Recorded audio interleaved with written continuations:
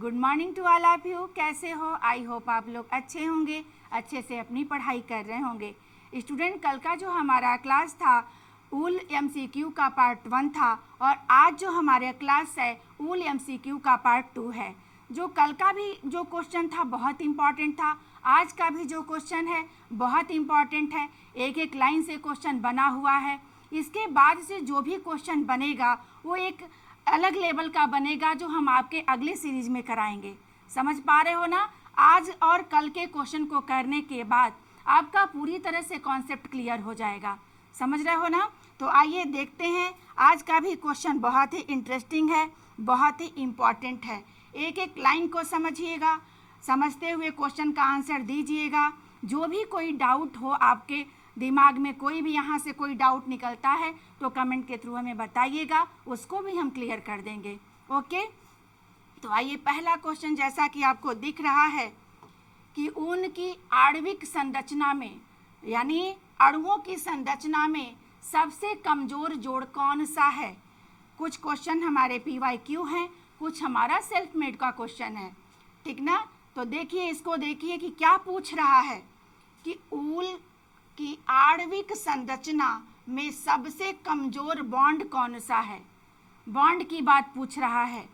तो arginine, sodium, अम्लीय जोड़, सल्फर। ठीक, तो सोडियम भी नहीं है इसमें, सल्फर तो बस पाया जाता है, ये भी नहीं, आर्जिनिन भी नहीं है। हमारा क्या आंसर है? अम्लीय जोड़। इसी अम्लीय जोड़ के कारण हमारा जो बॉन्ड बनता है वो कमजोर पड़ता है। आई बात समझ में? नेक्स्ट जो क्वेश्चन है, सूक्ष्मदर्शी से ऊन तंतु दिखता है, माइक्रोस्कोपिक स्ट्रक्चर से अगर हम देखें ऊल को तो वह दिखता कैसा है। क्वेश्चन का सेंस यह है, असंधि दिखता है, ठीक, कि रेखित दिखता है, कि सल्की दिखता है, कि गुथा हुआ दिखता है। जब माइक्रोस्कोप से इसको देखते हो तो इसका स्ट्रक्चर कैसा दिखता है?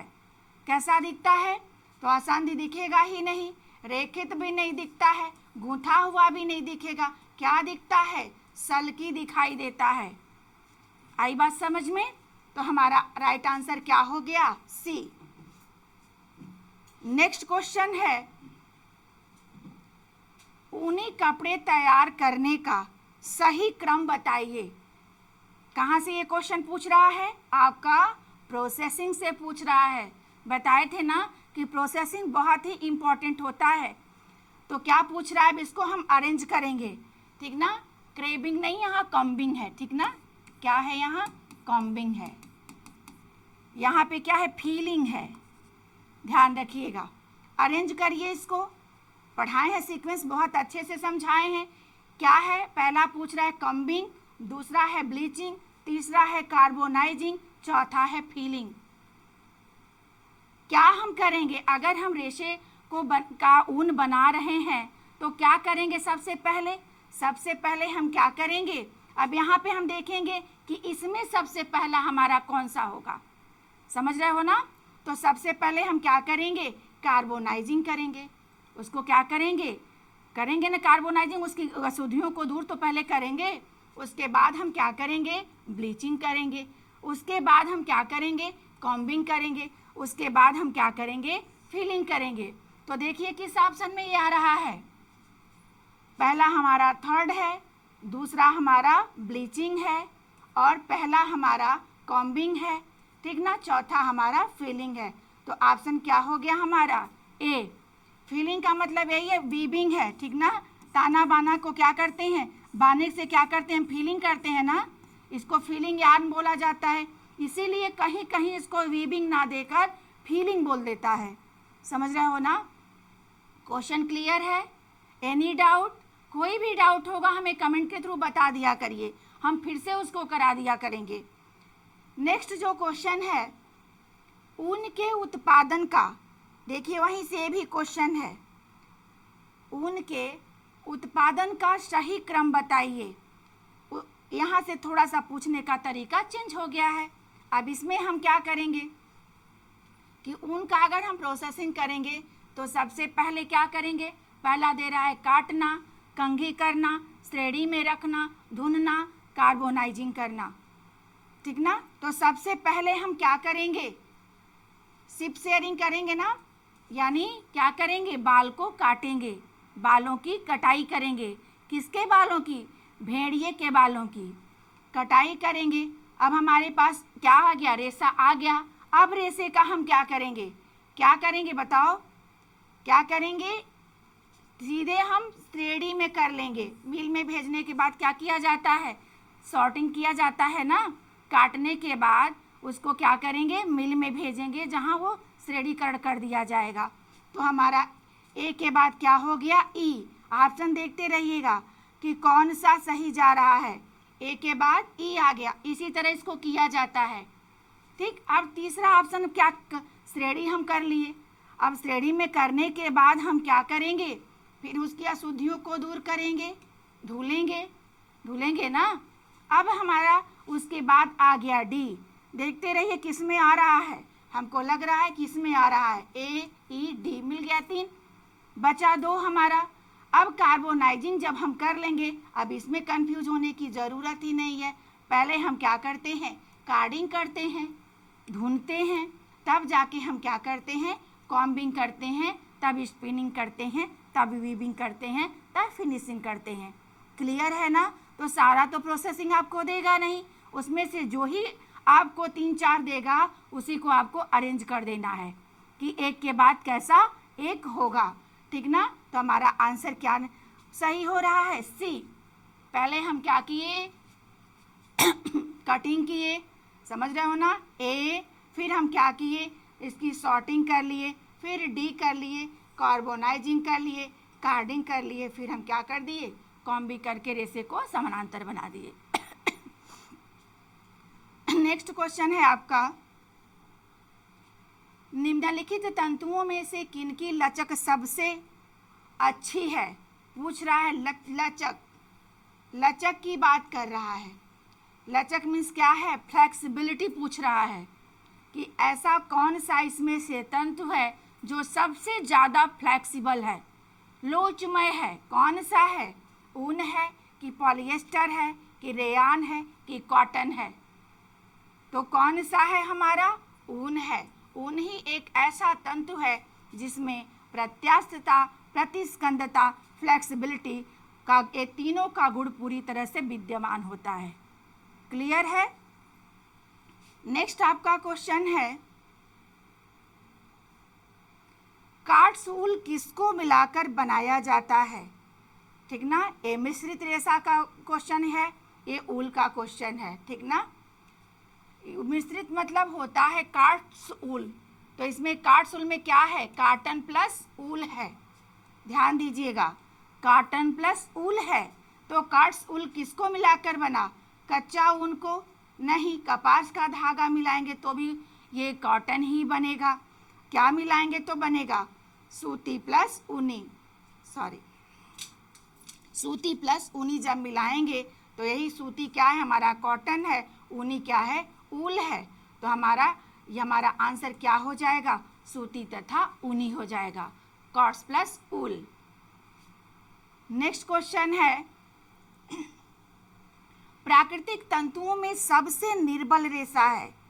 कल बताए थे कि हमारा जो निर्बल रेशा होता है प्राकृतिक जगत में सबसे निर्बल रेशा इसको कहा जाता है। किसको, कपास को, लिनन को, सिल्क को। ये तो तीनों मजबूत होते हैं, किसकी अपेक्षा, ऊन की अपेक्षा। तो सबसे निर्बल अगर रेशे की हम बात करें प्राकृतिक जगत में तो हमारा ऊन है। समझ रहे हो ना। नेक्स्ट क्वेश्चन है आपका, आर्द्र ताप। ध्यान दीजिएगा कि क्या पूछ रहा है, आर्द्र ताप व दबाव में ऊनी तंतु सिकुड़ जाते हैं और आपस में जुड़ जाते हैं, इसे कहा जाता है, क्या कहा जाता है। ठीक ना, इसको थोड़ा सा और इसको हम बना देते हैं। आपका ये फैलेटिंग नहीं, फैलेटिंग है। देखो, गीनिंग हो गया आपका, हो गया गीनिंग, दूसरा हो गया आपका फेल्टिंग, तीसरा हो गया आपका नमदा बनाना, चौथा हो गया बी व सी दोनों, बी व सी दोनों। अब बताओ किसको करोगे, क्योंकि इस तरह से कई क्वेश्चन पूछता है, उलझ जाते हो, ठीक ना। तो यही दोनों चीज़ को क्लियर कर लो कि गिनिंग क्या होता है, फेल्टिंग क्या होता है, नमदा बनाना क्या होता है। समझ रहे हो। तो इस क्वेश्चन में क्या पूछ रहा है कि जब आर्द्रता, ताप मतलब गर्मी, दबाव में ऊनी तंतु सिकुड़ते हैं और सिकुड़ के आपस में जुड़ जाते हैं, उस प्रक्रिया को हम कहते क्या हैं, ठीक ना। ये समझ लो कि उस प्रक्रिया को क्या कहा जाता है। तो ये समझ लो कि जब तंतु से तंतु दोनों आपस में हम चिपकाते हैं, उस प्रक्रिया को फेल्टिंग कहते हैं। क्या कहते हैं, फेल्टिंग कहते हैं। और फेल्टिंग क्या है, एक नमदा बनाना है। तो हमारा आंसर क्या हो जाएगा, बी व सी दोनों। नमदा भी वही है, फेल्टिंग भी वही है। कहीं नमदा पूछे तो भी समझ जाइएगा कि ये फेल्टिंग की बात हो रही है, और फेल्टिंग पूछे तो समझ जाइएगा कि नमदे की बात हो रही है। आई बात समझ में, क्लियर है क्वेश्चन। नेक्स्ट क्वेश्चन है आपका, मेडुला की उपस्थिति किसकी विशेषता है। कल बहुत सारा क्वेश्चन इससे हम कराए थे, ठीक ना। तो मेडुला किस में पाया जाता है वही पूछ रहा है। जितना यहाँ पे रेशा लिखे हो उसमें से कौन ऐसा रेशा है जिसमें मेडुला की उपस्थिति रहती है, और जिसमें नहीं रहती है वह क्या हो जाता है, वह रेशा उच्च कैटेगरी का होता है। तो वह कौन सा रेशा है, सूती है, नहीं, नायलॉन है, नहीं, सिल्क है, नहीं, हमारा कौन सा रेशा है, ऊनी। ऊनी रेशा में मेडुला की उपस्थिति होती है, और यह मेडुला जितना हो मतलब कि जितना ये जैसे ऐसे जितना ये ऐसे गोल होगा उतना ही रेशा मोटा होता है, और जितना ये कम होता है उतना ही रेशा महीन होता है, उच्च कैटेगरी का होता है। बताए थे कल ना। तो हमारा आंसर क्या हो जाएगा, बी। नेक्स्ट क्वेश्चन है, किस धागे को साफ करने के लिए मार्जन का इस्तेमाल किया जाता है। कई बार प्रीवियस ईयर का क्वेश्चन है, कई बार पूछ चुका है ये क्वेश्चन, ठीक ना। तो किस धागे को साफ करने के लिए, ठीक ना, मार्जन या अभिमार्जन दिया रहता है, मार्जन या अभिमार्जन का प्रयोग किया जाता है। तो किसमें किया जाता है, सूती में कि रेशमी में कि लिनन में कि ऊन में, किसमें किया जाता है, समझ रहे हो ना। ऊन में किया जाता है, ठीक ना। ऊन में अभिमार्जन का प्रयोग किया जाता है ताकि उसके धागों में शाइनिंग आ जाए, वो सिकन प्रतिरोधक बन जाए। समझ रहे हो ना।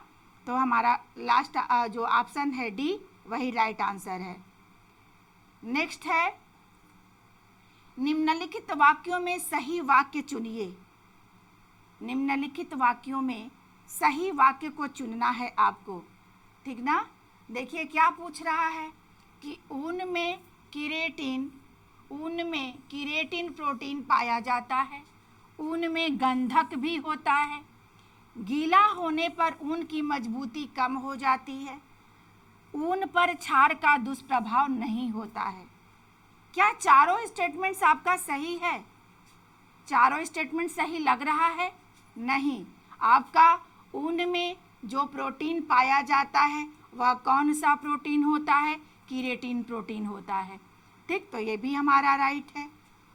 ऊन में सल्फर या गंधक होता है, यह भी राइट है। गीला होने पर ऊन की मजबूती कम हो जाती है, ये भी राइट है। लेकिन ऊन पर क्षार का दुष्प्रभाव नहीं होता है, ये गलत है। क्षार से हमारा ऊनी रेशा क्या हो जाता है, बिल्कुल कड़ा हो जाता है। समझ पा रहे हो। तो हमारा ये गलत है। हमारा आंसर क्या हो गया, 1 2 3। किस में 1 2 3 है, सी में। हमारा आंसर क्या हो गया, सी। क्लियर है, any doubt, no doubt, thank you no doubt के लिए। नेक्स्ट है, इसको ध्यान से पढ़िएगा, समझिएगा, ठीक ना। एक क्वेश्चन प्रीवियस ईयर का है और कई टाइप से इस क्वेश्चन को पूछता है, बस समझ लीजिएगा कि इसका मतलब क्या होता है। किसी भी तरह से घुमा के क्वेश्चन यहाँ बन सकता है। देखो पूछ रहा है कि जीवित भेड़, वह भेड़ जो जिंदा है, से निम्नलिखित में से जीवित भेड़ से निम्नलिखित में से किसकी कटाई की जाती है? समझ रहे हो ना? निम्नलिखित में से जितना ये है चारों में से किसकी कटाई की जाती है? फ्लैनल की कि मोहेर है ये? मोहेर की कि फ्लीस की कि फेल्ट की? किसकी कटाई की जाती है? तो समझ रहे हो ना? फ्लीस की। फ्लीस क्या है ये ध्यान रखिएगा कि फ्लीस क्या है। जब बकरी या भेड़ जिंदा होता है, ठीक ना, और जिंदा में ही उसके बालों से जो हम शेयरिंग करते हैं उसी को फ्लीस कहते हैं, ठीक ना। यहाँ कोई बात यहाँ मरने की नहीं है, कोई यहाँ पे कोई कंडीशन नहीं है। जो नॉर्मली वे में हम एक शिप की शेयरिंग करते हैं वही आपका फ्लीस कहलाता है, ठीक ना। क्लियर है ना? इससे कई तरह से क्वेश्चन बन सकता है। तो आप ये बस समझ लीजिएगा कि जीवित भेड़ की जहाँ बात करें तो जिंदा भेड़ का ही हम बाल काटते हैं ना, निकालते हैं, वही हमारा क्या कहलाता है? फ्लीस कहलाता है। नेक्स्ट क्वेश्चन है, स्काउरिंग का प्रयोग होता है। स्काउरिंग का प्रयोग किसमें होता है? आप जान ही रहे हो कि किसमें होता है? रेयान में, रेशम में, नायलॉन में, नहीं कहाँ होता है? ऊन में। स्काउरिंग कौन सी प्रक्रिया है? क्या किया जाता है इसमें अशुद्धियों को दूर किया जाता है, क्लीन किया जाता है, ठीक ना। नेक्स्ट क्वेश्चन है आपका, ऊनी वस्त्रों की औसतन व्यास है। पूछ रहा है कि अगर बात हम ऊनी वस्त्रों की करें तो इसका व्यास कितना होता है, इसका माइक्रोन कितना होता है? तो 0.005 से 0.0015 इंच होता है, 0.004 से 0.006 इंच होता है, 0.009 से 0.008 इंच होता है। इनमें से कोई नहीं।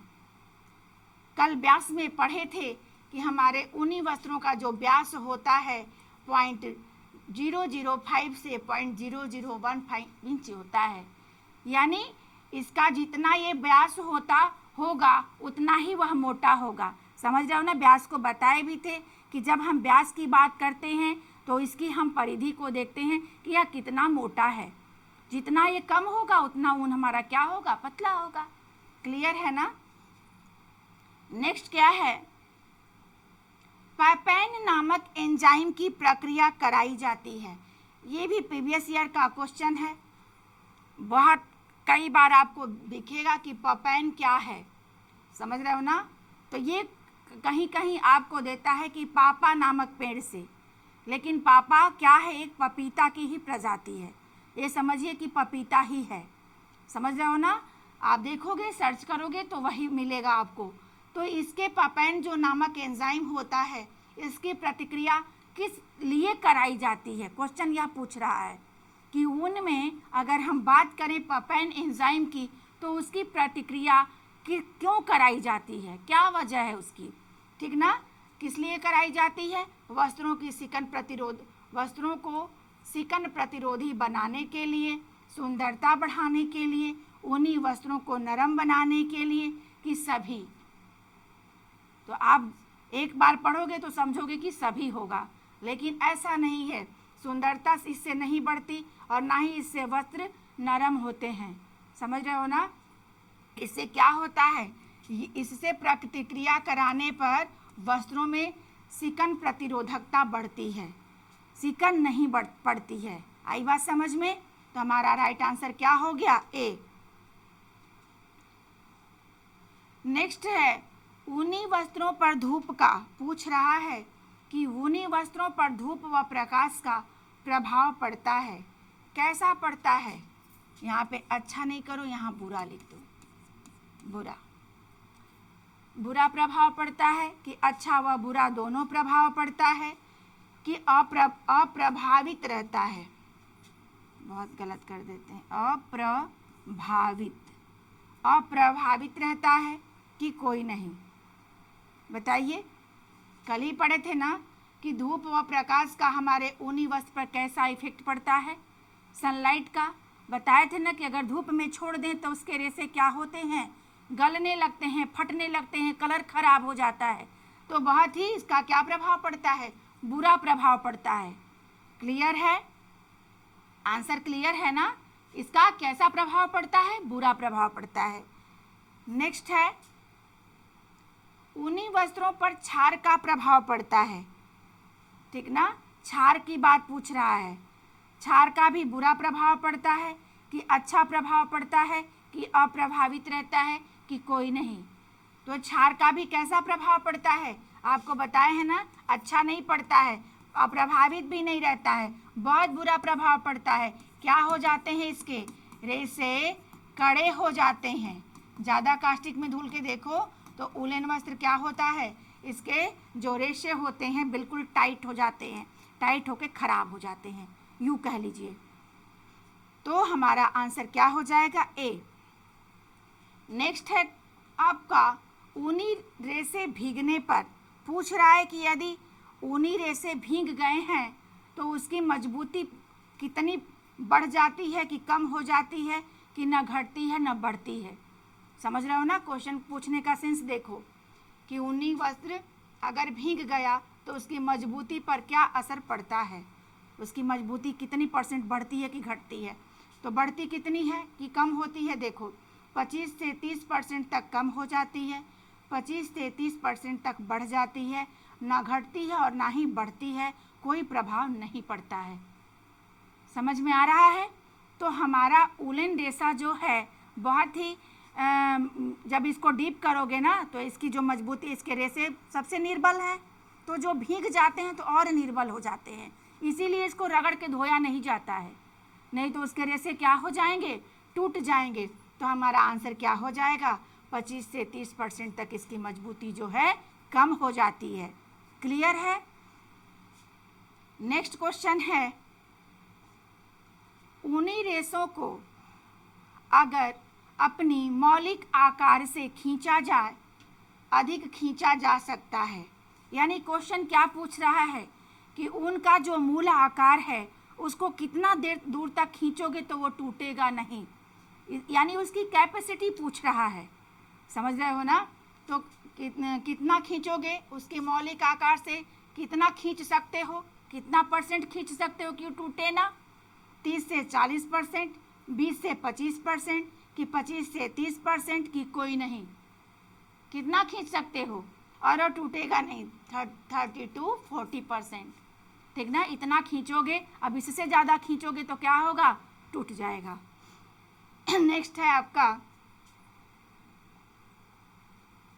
ऊनी रेशा वातावरण से नमी सोखने की क्षमता रखता है। पूछ रहा है कि ऊनी जो रेशा है वातावरण से नमी को कितना सोख सकता है वो, ठीक ना। इस वातावरण से नमी को सोखने की कितनी क्षमता रखता है अपने अंदर, कौन, ऊनी रेशा।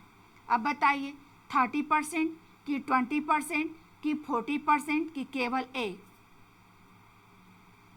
कल ही आप लिखे हो, कल ही बताए थे आपको कि 30% ये आप वातावरण से नमी को एब्जॉर्ब कर लेता है, ठीक ना। तो केवल आंसर हमारा क्या हो जाएगा, केवल ए। नेक्स्ट क्वेश्चन है, ऊनी वस्त्रों पर कीड़ों का पूछ रहा है कि ऊनी वस्त्रों पर कीड़ों का कैसा प्रभाव पड़ता है, यानी कीड़े उस पर अपना कैसा प्रभाव छोड़ते हैं। बहुत बुरा प्रभाव पड़ता है, अप्रभावित रहता है, केवल ए, इनमें से कोई नहीं। अगर हम फफूंद की भी बात यहीं पे कर दें तो ये समझिए कि नॉर्मल कंडीशन में फफूंद नहीं प्रभावित करता है, लेकिन अगर ऊल को नमी वाले स्थान पे रख के छोड़ दिया जाए तो उसमें भी फफूंद लगने की संभावना बन जाती है। लेकिन जो हमारे कीड़े हैं यह बुरी तरह से हमारे ऊनी वस्त्रों को प्रभावित कर देते हैं।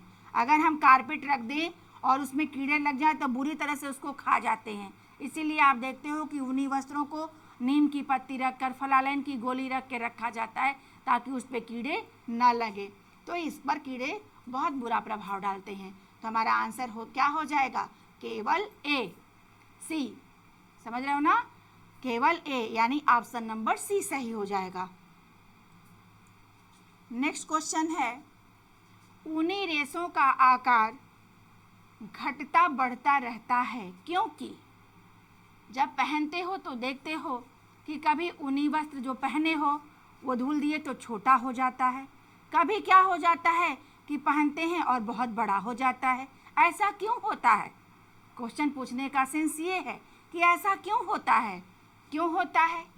इसमें विमितीय स्थायित्व गुण पाया जाता है, इसमें विमितीय गुण का अभाव होता है, रेशे लोचमय होते हैं, इनमें से कोई नहीं। समझ पा रहे हो? तो इसमें हमारा आंसर क्या हो गया? इसमें विमितीय गुण का अभाव पाया जाता है, यानी इसमें स्टेबिलिटी नहीं रहती है। वह क्या होता है? आकार क्या हो जाता है? कभी घट जाता है, कभी बढ़ जाता है। यह गुण इसके अंदर पाया नहीं जाता है। क्लियर है आंसर? नेक्स्ट है, ऊनी रेशों की लंबाई होती है। पूछ रहा है कि ऊनी रेशों की लंबाई होती है। जानते ही हो कि ऊनी रेशा कैसा है? एक स्टेपल रेशा है। इसको किस में मापेंगे? इंच में मापेंगे। तो पूछ रहा है कि कितनी लंबाई होती है। अगर हम बात लंबाई की करें तो जो छोटे रेशे हैं, एक एवरेज माने तो 1 से 4 इंच के होते हैं, लेकिन जो इसमें लंबे रेशे होते हैं वो 7 से 8 इंच के भी रेशे होते हैं। तो दोनों ही हमारा सही है। ये तो बात कर नहीं रहा है कि एवरेज की ना बात कर रहा है, ना ज़्यादा की बात कर रहा है, ना कम की बात कर रहा है, बस लंबाई की बात कर रहा है। तो दोनों की ही लंबाई लेंगे हम ना, तो हमारा आंसर क्या हो जाएगा? ए और बी दोनों। क्लियर है? Any doubt? No doubt? Thank you. Next है, विश्व में ऊन उत्पादन के क्षेत्र में प्रथम स्थान है। किसका है प्रथम स्थान? विश्व की बात कर रहा है, ये पूरे विश्व की बात कर रहा है। पूरे विश्व में ऊन का उत्पादन का जो स्थान है, पहला स्थान है, वह किसका है? समझ पा रहे हो? किसका है? भारत का है कि जापान का है कि ऑस्ट्रेलिया का है कि चीन का है? तो ये समझ लो कि ऑस्ट्रेलिया पहले स्थान पर है इस समय ऊन उत्पादन के क्षेत्र में, और दूसरे स्थान की अगर हम बात करें, दूसरे स्थान की, तो चीन है। दूसरे स्थान पर ये है, ठीक ना? यह दूसरे स्थान पर है और हमारा जो ऑस्ट्रेलिया है ये प्रथम स्थान पर है। क्लियर है? Any doubt?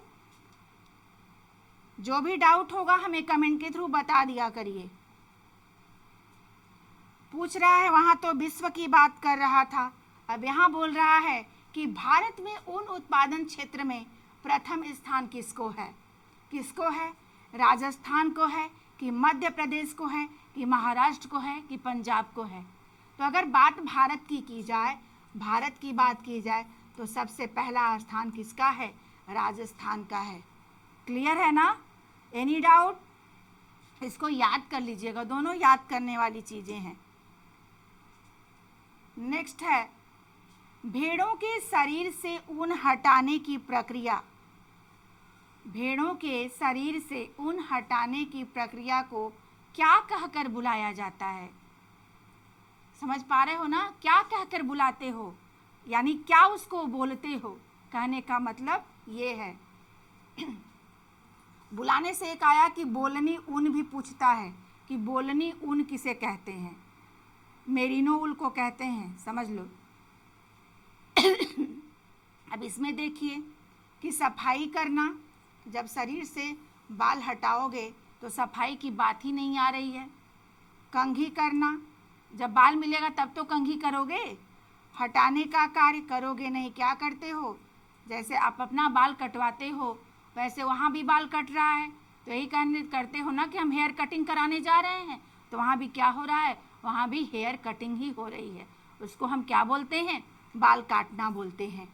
क्लियर है?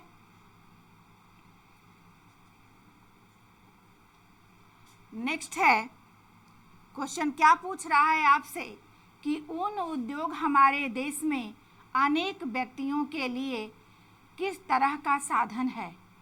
क्या पूछ रहा है कि ऊन का जो उद्योग है हमारे देश में अनेक व्यक्तियों की बात कर रहा है।